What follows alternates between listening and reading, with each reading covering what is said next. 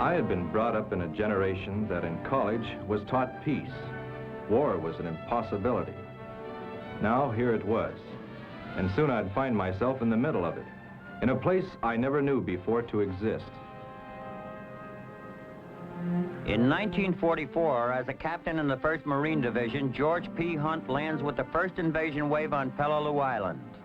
Today, he is managing editor of a national magazine and lives at Lloyd Harbor near Huntington, New York. Yoshihiko Kimijima today is a resident of Shiobara, Japan. He is one of the few defenders to have survived the American onslaught against the Palau Islands. I was a prisoner of war, and not until 1946 was I returned to my home in Japan. When the ship landed at Yokohama, American military policemen were waiting for us. Only then did I finally believe that Japan had lost the war. For a brief moment on a coral cluster of islands in the Western Pacific, the lives of Yoshihiko Kimijima and George Hunt meet in fierce combat. Now, 2 fighting men, 1 Japanese, 1 American, relive that moment in history.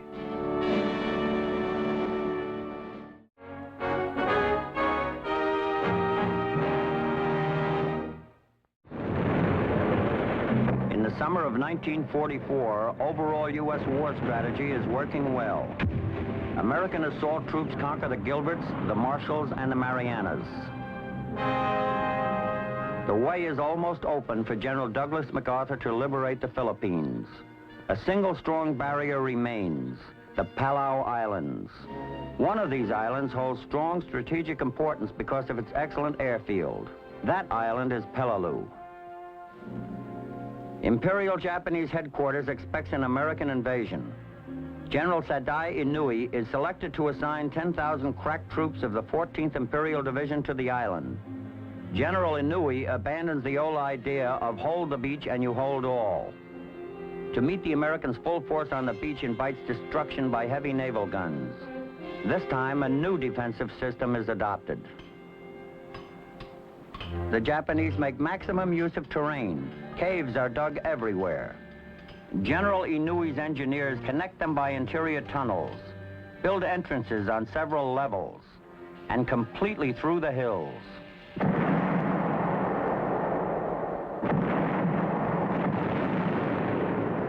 More than 500 caves are readied for action.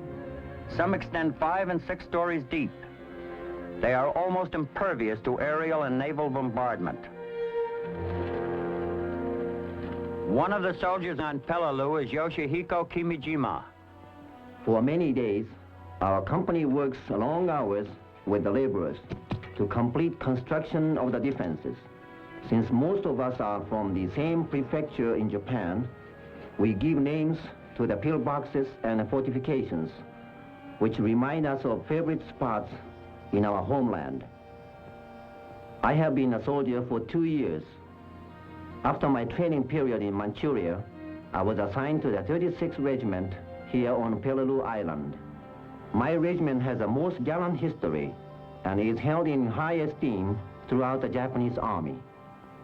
Our regiment has the nickname of Teru, which means to shine. This is a proud title, one we hope to live up to. We also spend much time discussing among ourselves where the enemy forces might land if they should dare to invade this island. No matter where they hit, our regimental commander says that we must drive them back, like the breakwater does the sea. General Inui now appoints Colonel Kunio Nakagawa to command the forces on Peleliu. Colonel Nakagawa deploys his unit skillfully between Peleliu and Anguar Island. The new Japanese defensive system is ready, and the order that comes with it is to fight to the last man. We have been briefed by our officers that the Americans succeeded in taking some islands near the Halmahera group. This means that it is possible now for the American planes to bomb us, and we are constantly on alert. Our regiment is distributed over the surrounding islands. I'm assigned to Anguar Island, 5 miles southwest of Peleliu. Admiral Chester W. Nimitz, Commander-in-Chief, Pacific Fleet, issues orders for Operation Stalemate. Admiral Bull Halsey's Third Fleet swings into action. For 10 consecutive days, his carrier-based planes strike Peleliu and all supporting bases.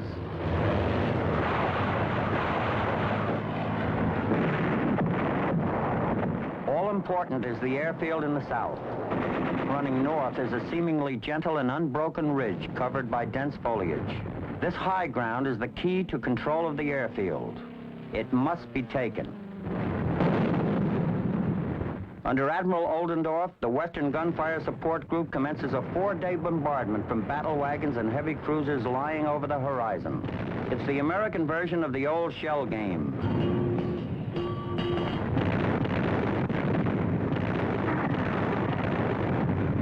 But Colonel Nakagawa is playing a shell game of his own. Most of his troops are not on Peleliu. They are inside the island.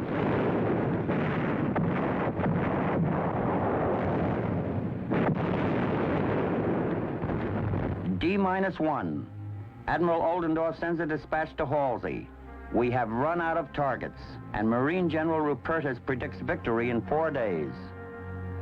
Aboard the transports heading for Peleliu are 20,000 battle-hardened troops of the 1st Marine Division. With the 1st Regiment is Captain George P. Hunt, a decorated veteran of the Guadalcanal and New Britain campaigns. I have never heard of Peleliu before. None of us has. Our regiment is to land on a beach designated White Beach. My company, K Company, will be on the left flank. We are to seize and hold a point of land which juts out into the water, so as to keep the Japanese from covering the beach with enfilade fire. If we make it into the beach fast enough, we should be able to take the point. Then it's just a matter of holding it. September 15th, 1944. D-Day on Peleliu. Many of us put on camouflage paint, and that's always good for morale. Then you know you're ready. Then come 2 orders you'll never forget. Now, all Marines, stand by to disembark. Followed by, now, all Marines, lay to your debarkation stations. I give a speech, a difficult kind of speech. It's not a locker room pep talk, because a lot of the men hearing you will soon be dead. Just quiet words saying we have to do the best we can, that somehow we'll make it through. Some people go right in with an idea of defying the thought of getting killed. Others figure, well, if my number's up, that's it. Some pray and they find great strength in that. But most of us are governed by a stern, silent code of mutual respect.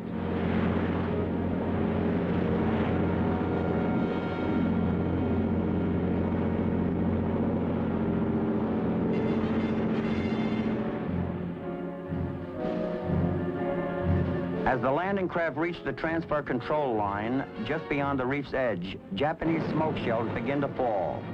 They hit well short of the American boats, but the Marines can't see what's ahead.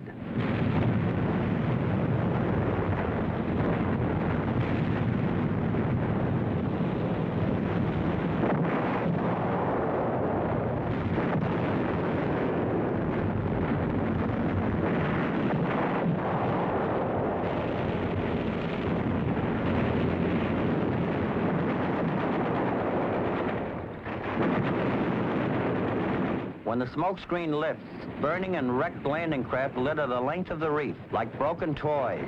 The assault waves press on. Marines are blasted out of their Amtraks by mines. As they wade in from the slippery coral reef, they are hit again as they step into zeroed artillery targets. Those that make the beaches are pinned down by a murderous crossfire. And there's no cover at all, except behind a dead Marine.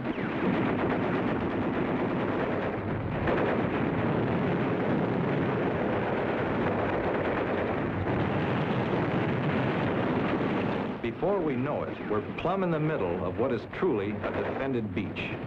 The 3rd platoon is hitting the Japanese, while the platoon commander and I decide our next move. There's only one choice. Get moving toward that crucial bit of real estate, the point.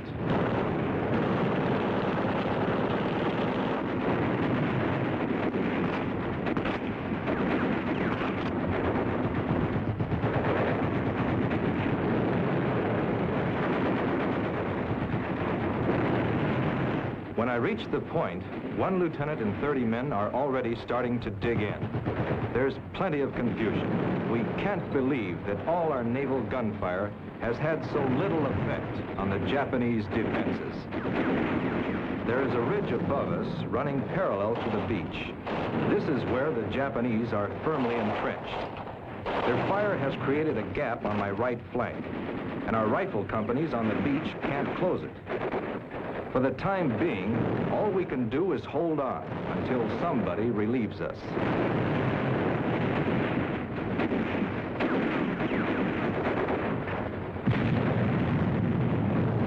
From his hidden vantage point in the high ground, Colonel Nakagawa radios General Inouye.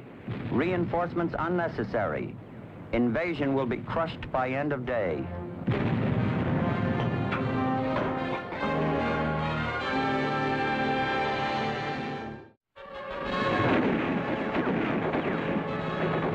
September 15th, 1944. United States Marines hit the beaches of Peleliu.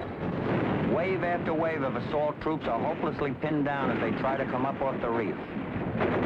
The big guns of the American Navy fail to knock out Japanese artillery. The Japanese are firing, then pulling their guns back inside coral ridges. In nearly 4 hours of bitter fighting, the Marines advance only 50 yards. Operation Stalemate lives up to its name.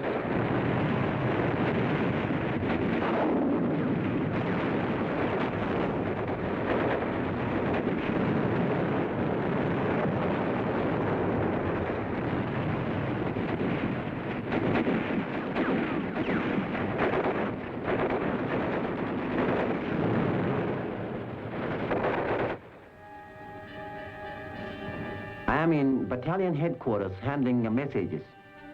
The enemy this morning made landings on Peleliu, and our commander expects an attack against us any minute. Since we do not have fortifications as strong as those on Peleliu, we are ordered to entrench ourselves on the high ground back from the beaches. It is just before sunset when 50 enemy planes darken our sky. Bombers from the American carriers, their swiftness and power are an omen of what to expect from the enemy.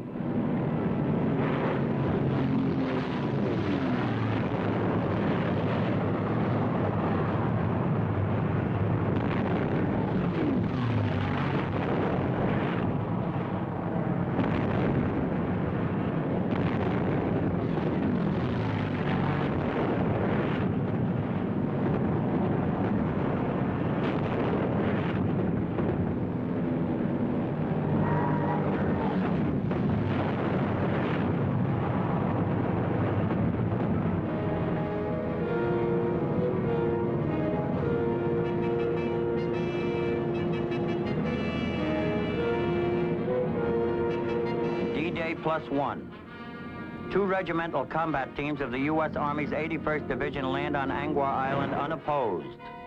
Within the caves of Ramuldo Hill on the northwest end of the island, 1,600 Japanese defenders are ready to wage a desperate last stand against superior numbers and weapons.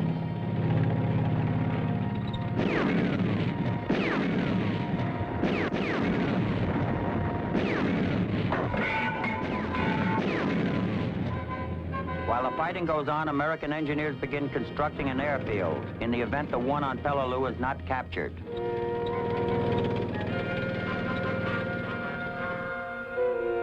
On Peleliu, Colonel Nakagawa prepares to launch his counterattack to crush the invasion once and for all.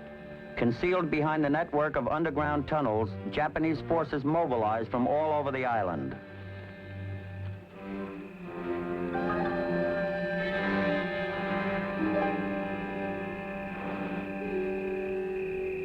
The edge of the jungle is very dark and pretty quiet right now.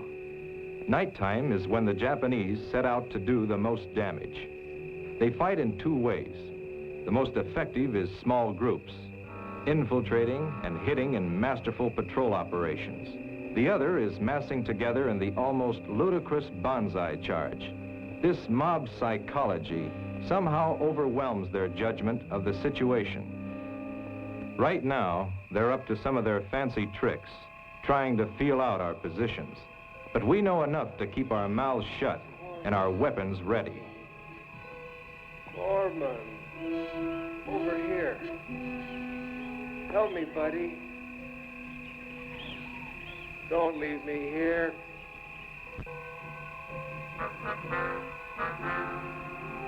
It's now 24 hours since we hit the beach. We're still on the point, but no relief has been able to reach us. We're in a grenade throwing match with the enemy. The only reason we're able to keep them back is our ability to make longer throws. That old peg home from center field.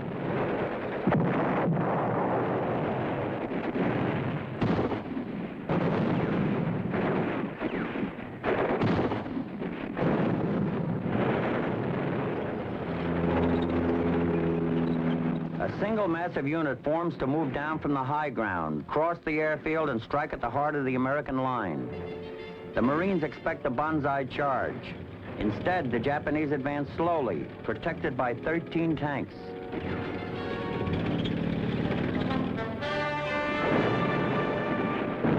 Five medium Sherman tanks move against the light Japanese tanks. The first tank-to-tank fight of its kind in the Pacific War.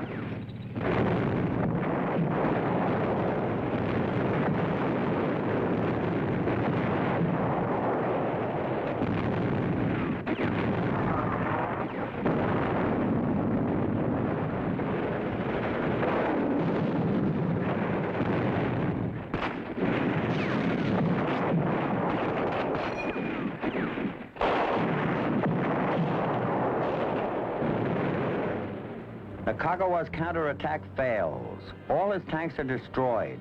His best infantry dead or dispersed. The Marines regroup and head for the airfield. They take it.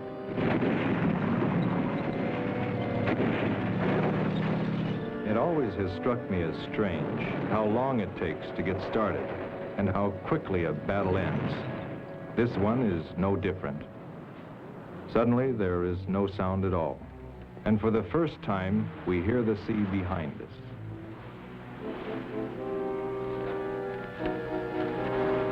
This fight here on the point has cost us plenty.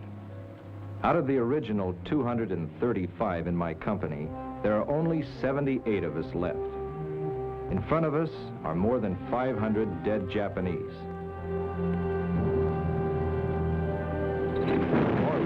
Are landing now, but the best to us are 3 cases of tomato juice from the skipper of LST-227. There is a scroll in blue paint. For the men of K Company, what's left of us. September 19th. The Marines converge on Yuma Brogel Mountain as temperatures shoot up to 115 degrees. Climbing up the hot-baked coral slopes, they must assault and reduce each fortified cave, one by one.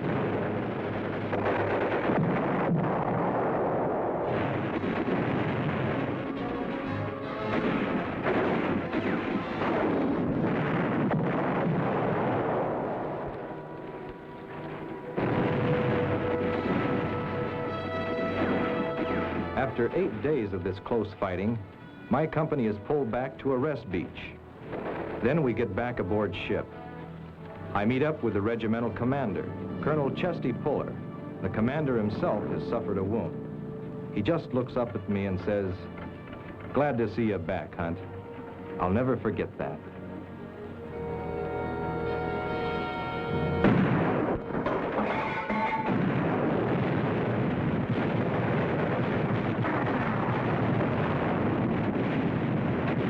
September 23rd. The Americans are slammed hard. Attacking large caves exposes them to fire from others. Caves already knocked out come back to life again. The Japanese seem indestructible.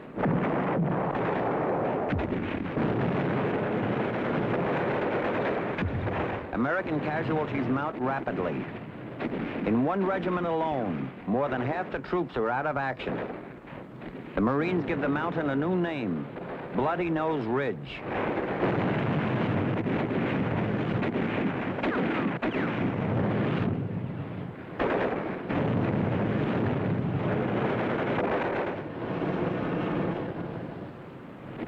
Finally, the Marines catch on. The larger caves are connected by underground tunnels, allowing the Japanese to melt away and regroup at other positions. The Marines come up with 3 deadly ways to deal with the underground infantry: burn them out, blow them out, or seal them in.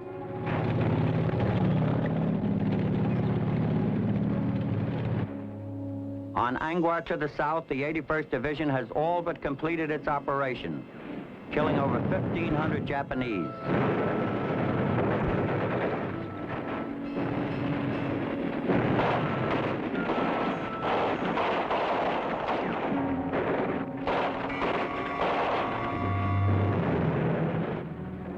In less than 6 hours, half of our men are dead. The rest of us dig deep into our holes. Like moths in the darkness, we escape their flamethrowers.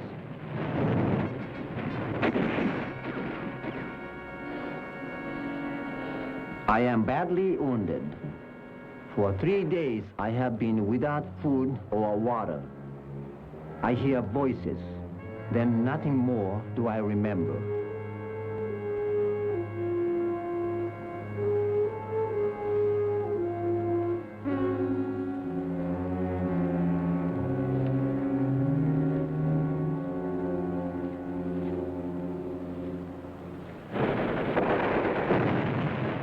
Back on Peleliu, the slow, grinding process of cave warfare moves to a climax. American troops now penetrate the central pocket of resistance. Here they find the granddaddy of all caves, the biggest underground complex on the island fortress of Peleliu, holding more than 1,000 troops.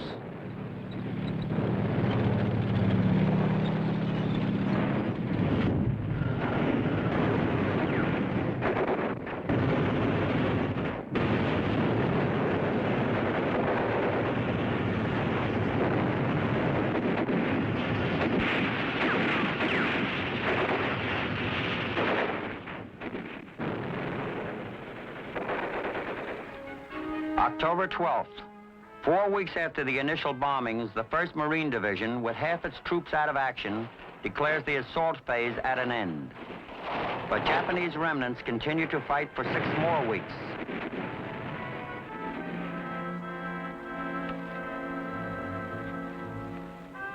I have been taken to the prisoner compound on Peleliu. There is an American soldier standing over me, a Nisei.